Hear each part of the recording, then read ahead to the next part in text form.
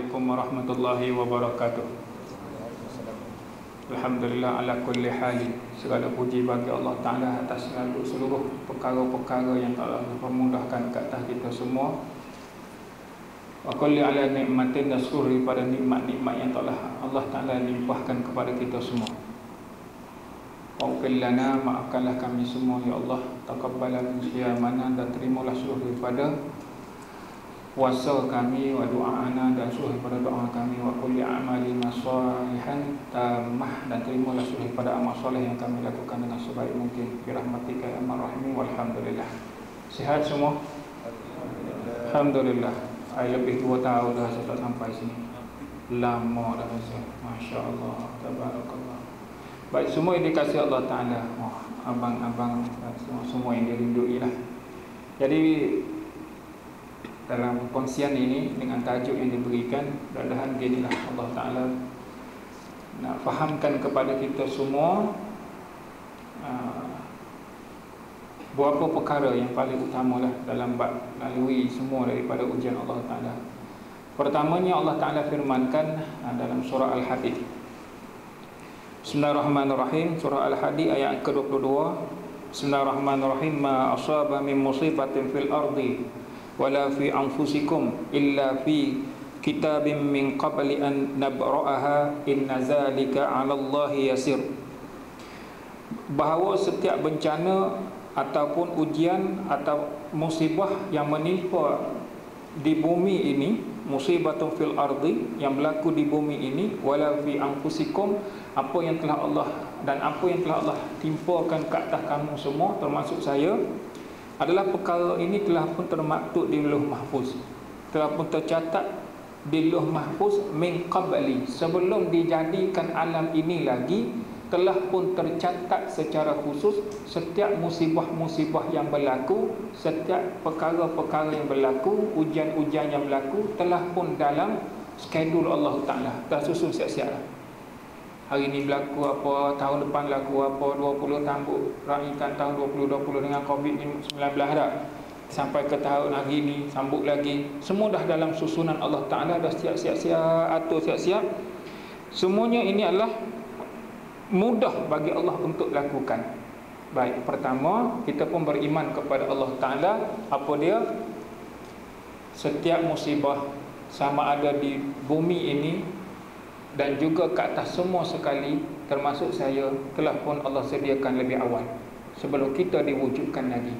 Allah Ta'ala bagi tahu semua ni mudah bagi dia. Baik, yang kedua, ayat yang ke-23, likulli likaila ta'sau ala ma fatakum wala tafrahu bima atakum wallahu la yuhibbu kulla mukhtalin fakhur. Dua benda Allah Ta'ala nak bagi tahu setelah diceritakan bahawa yang berlaku semua dalam pengetahuan Allah, telah ditetapkan, supaya kamu paling utama tidak melampau bersedih dari apa yang telah Allah lupakan. Apa yang Allah Ta'ala bagi, sama ada musibah kematian atau musibah kecederaan atau musibah apa yang hadirin dah lalu dalam pengalaman kehidupan, maka Allah Ta'ala bagi tahu kamu jangan terlalu bersedih hati. Jangan terlalu bersedih sangat-sangat sampai meratap, merayu, sampai kata menyalahkan takdir pun ada. Kenapa kena diri dia, tak kena orang lain, macam-macam berlaku. Boleh? Pertama. Yang kedua, jangan terlalu kamu gembira setiap nikmat yang dapat. Macam orang lain tak dapat nikmat, dia punya seronok tu macam orang lain tak pernah dapat. Dan kalau boleh apa yang dia dapat tu seluruh dunia, kalau boleh dia nak suruh orang tahu. Boleh? Maka dua perkara asas ini semuanya telah pun termaktub di sisi Allah Ta'ala di dunia dan kat atas diri kamu. Hadirin dapat musibah, Allah dah tahu. Dan hadirin kena tahu ini semua dalam ketentuan Allah Ta'ala. Hadirin dapat nikmat juga dalam ketentuan Allah Ta'ala. Maka jangan terlalu gembira dan jangan terlalu bersedih hati. Ini asas yang paling utama. Dan paling utama, dua perkara Allah pesan pula. Apa dia? Wallah la yuhibbu kulla mukhtalin fakhur, iaitu Allah tak suka di antara kamu semua terlalu sombong dan berbangga diri. Nampak Allah Ta'ala susun. Sebab tu Allah kata benda ni mudah bagi Allah. benda dah siap berlaku, musibah, ketentuan Allah. Jelas. Betul? Jangan terlalu gembira bila diambil, jangan terlalu bersedih bila diambil, dan jangan terlalu gembira bila dikurniakan. Sebab Allah tak suka orang yang berbangga diri dan orang yang sombong. Boleh tak? Maka semua sekali hadirin, semua yang dikasihi Allah Ta'ala, bila demikian masuk sahaja dalam bulan ini, apa dia? Bila masuk bulan ini, syahrus sabr. Bulan ini adalah bulan yang penuh kesabaran. Ada ini dalam nikmat. Namun oleh nikmat Allah Ta'ala perlu juga urus dengan kesabaran. Bila nama disebut ujian, lagilah kena urus dengan kesabaran, dengan urus dengan sebaik mungkin. Memang tajuk, kalau bab tajuk sabar ni memang pengkhususan saya menerangkan sejak tahun 2015. Panjang penjelasannya dengan matlamat yang paling utama dalam diri saya adalah untuk nak bagi tahu, menjelaskan salah faham orang tentang sabar, kita nak betulkan, supaya hadirin melalui semua ujian Allah Ta'ala agar duduk dalam keadaan boleh terima dengan baik, dengan penuh kesabaran, dengan makna yang tepat. Juga bila dapat nikmat, juga dapat uruskan nikmat itu juga dalam keadaan yang penuh kesabaran. Paling utama hadirin, nak ke syurga Allah Ta'ala penuh dengan halangan. Nak ke syurga Allah Ta'ala penuh dengan halangan. Sama dengan ginilah, sama dengan hadirin nak mendapat kehidupan yang sekarang ini. Tadi saya dekat Masjid Al-Impian, tapi minta maaf tak dapat tarawih kat sini sebab nak ke section 7. Hadirin, dekat Al-Impian, saya kata orang kata orang Al-Impian ni orang yang berharta. Betul ke? Saya tanya. Betul tak ni? Orang kata orang sini kan umur-umur Al-Impian kan hebat-hebat apa semua kan. Baik, mereka nak boleh duduk ke kawasan itu juga melalui fasa pekerjaan yang Masya Allah, Tabarakallah. Betul tak? Bisnes ni sampai beli rumah berjuta-juta, sampai tahap dia dapat capai itu. Boleh kan? Tapi sebelum sampai itu, dia punya susah dia nak capai kepada tahap itu, dia yang tahu dan Allah Maha mengetahui. Betul tak ni? Sama dengan kita, saat kita nak sampai kepada syurga Allah Ta'ala, hadirin melalui semua fasa ujian sekarang adalah untuk melihat tahap mana yang hadirin boleh Allah Ta'ala bagi satu ganjaran yang sesuai dan nak letak di tempat mana yang terbaik di syurga Allah Ta'ala. Betul tak ni? Maka lalulah ujian ini dengan kesabaran lah. Sebab semua orang diuji. Semua orang diuji. Tak tanya dah semua yang ada sekarang, semua dengan ujian masing-masing. Dengan ujian masing-masing itulah yang mematangkan hadirin berada dalam keadaan sekarang. Betul tak ni? Allahu Akbar. Allah Ta'ala, saya masih muda, hadirin yang berada dengan sampai umur sekarang dah pengalaman kehidupan lebih lagi. Maka kena ingat, bila nak ke neraka Allah Ta'ala, dia paling cepat nak sampai. Sebab jalan ke neraka penuh dengan kesenangan. Betul? Nak ke neraka penuh dengan kesenangan. Saya ingat satu daripada pesan-pesan guru, bila kita belajar, dia kata, dan dia tanya, dan saya tanya kepada hadirin semua sekali, dalam sebanyak-banyak nikmat ataupun sebanyak-banyak amal soleh yang hadirin buat sekarang, sampai sekarang ni, siapa boleh jamin satu daripada amal soleh yang dia buat itu, yang asbab dia Allah redha dan ke syurga dia? Yang boleh berkata dengan seluruh daripada amal soleh yang dia buat selama ini, itulah asbab dia dapat ke syurga Allah Ta'ala. Maka kalau ada yang boleh bagi tahu, saya pun nak berguru dengan dia.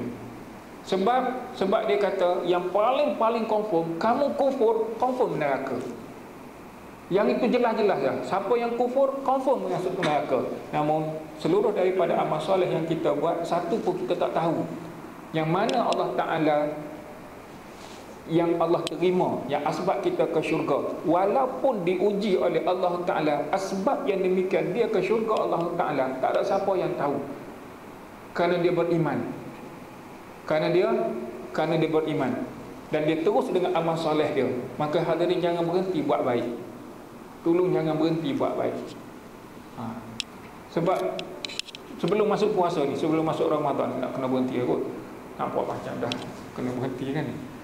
Sebelum masuk Ramadan ni hadirin, apa perasaan bila kita kan jumpa dengan kawan apa semua sekali, dan sekali dia kata apa? Ustaz, nanti kalau tak jumpa saya dekat syurga, carilah saya, ikut saya dekat neraka. Tuan-tuan nak buat apa? Tuan-tuan nak respon macam mana? Jumpa 2-3 orang. Lah kan saya jumpa orang gunting rambut. Setelah tengah duk gunting rambut ni, siap-siap saja dia pun kata, Ustaz, nanti kalau tak jumpa saya kat syurga, tolong carilah saya kat neraka. Allahu Akbar. Kita ni Masya Allah, masuk abuk juga mata pun. Sebab ada sampai tahap Masya Allah, tabarakallah, Allah uji dia dengan kehidupan dunia ni. Seolah hamba Allah Ta'ala ni, Allah rezekikan jumpa sebelum masuk Ramadan ni, Allah uji kehidupan diri dia, yang mana Allah limpahkan dengan harta. Sehari dalam poket dia ada 10,000 kata dia. Dalam poket ada 10,000. Ada pengalaman dalam poket ada 10,000? Nak tanya ni, 10 sen yang cerita RM10 biasa. Dia kata saya sungguh tak, kata saya dalam poket dalam 10,000 kata. Dia bekalkan tenaga kerja untuk berapa buah kilang yang ada dekat Shah Alam, dekat Selangor ni. Berapa puluh buah bas dia ada. Maka dia duduk dalam keadaan yang sampai tahap, ada pada tahap yang tertentu. Tapi kereta kadang 3 bulan tak terbayar, tertunggak. Tapi dalam poket 10,000. Saya pun pening, kata macam mana ni bang? Allah tarik 95% daripada apa yang dia dapat, sampai dia tolak kereta motor tepi jalan pun tak boleh nak isi minyak motor. Namun hari ini dia hidup dengan 5% daripada apa yang Allah Ta'ala limpahkan rezeki kat tadi. Semua mencukupi. Ujian tak ya? Ujian. Bang, bagi satu benda, apa yang abang buat sampai pada keadaan sekarang 5% dengan kehidupan sekarang, apa abang buat? Tak ada benda lain. Saya balik kepada Al-Quran dan saya balik kepada solat. Solat dengan sebaik mungkin, dan seluruh ahli keluarga mesti kembali kepada Quran. Allah limpahkan dia dengan harta yang mewah, kemudian Allah tarik balik dengan ujian yang sebegitu, maka dia kembali kepada Allah dengan, selama ni bukan dia tak buat, dia buat. Bukan dia jenis, saya kenal, bukan dia jenis orang yang sampai engkar tak solat langsung, tak. Namun Allah Ta'ala letak satu keadaan dan tarik semula. Subhanallah hadirin. Keadaan ini yang perlu kita faham, bahawa ayat tadi, bahawa apa sahaja musibah berlaku kat diri kamu, jangan terlalu sedih bila saat ditarik balik, sebab benda itu telah pun Allah tentukan. Jangan sedih sangat. Kembali kepada Allah Ta'ala, dan dia duduk dalam keadaan sekarang, alhamdulillah, Masya Allah, tabarakallah. Jumpa dengan seorang tu pun sama juga. Hadirin semua dikasih Allah Ta'ala. Kerana itulah saya sendiri pun kata, dan saya sendiri pun nak bagi tahu pada hadirin semua yang beriman sekali ni, semua sekali ni, man amila salihan min zakarin au unsa wa huwa mu'minun. Itu syarat dia. Siapa-siapa yang buat amal soleh di kalangan lelaki dengan perempuan, dia itu orang yang beriman. Saya nak bagi tahu semua sekali hadirin, bila sampai satu tahap, ahli syurga ke syurga, ahli neraka ke neraka, mati dimatikan, orang yang berada di neraka kekal, orang berada di syurga kekal. Allah bagi satu ganjaran, satu keistimewaan khusus kepada orang yang beriman di kalangan lelaki yang perempuan. Hadirin, tak jumpa kawan kita yang ada sekarang dekat masjid sekarang ni, hadirin minta dengan Allah Ta'ala, guru kata, pergilah ke neraka, carilah kawan kamu. Hadirin, ada syafaat masing-masing. Jangan berhenti buat amal soleh, jangan berhenti berkawan dengan orang-orang yang beriman. Sebab wa huwa mu'minu man amila salihan min zakarin au unsa wa huwa mu'minun. Jangan berhenti berkawan dengan orang baik, orang amal, banyak buat amal soleh. Jangan berhenti buat berkawan dan buat amal soleh. Ada syafaat masing-masing. Ada, jangan risau. Allah Ta'ala bagi jaminan. Boleh hadirin ambil kawan-kawan kita yang selama ini mungkin dia sedikit ada kelalaian, keingkaran saat pada dirinya masih lagi beriman, dia diuji dengan ujian dunia menyebabkan dia mudah terjerumus ke neraka. Maka kita berada daluan untuk ke syurga. Banyak halangan-halangan, namun hadirin bersabar, insya-Allah. Wa basyiris sabirin, sampaikanlah berita gembira kepada orang-orang beriman, dia akan beroleh jannatul firdaus, jannatul a'la, ada dipanggil syurga adnin, jannatu adnin tajri min tahtiha al-anharu khalidina fiha abada radhiyallahu anhum wa radu anhu zalika liman khasyiya rabbah. Sebelum penutup, ayuh kita sama-sama baca satu doa, yang mana doa ini Sekiranya hadirin Allah rezekikan semua sekali dapat berjumpa satu masa nanti kita di syurga Allah Ta'ala, maka pujilah Allah Ta'ala. Allah dah ajar kepada kita lebih awal di dunia saat sekarang. Bismillahirrahmanirrahim. Alhamdulillahillazi hadana lihaza wa ma kunna linahtadiya laula an hadana Allah. Sekali. Alhamdulillahillazi hadana lihaza wa ma kunna linahtadiya laula an hadana Allah. Amin.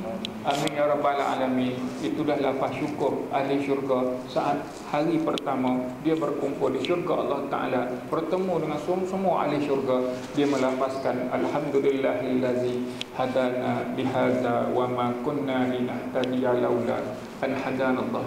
Dengan izin Allah Ta'ala, rahmat kasih sayang belah Allah Ta'ala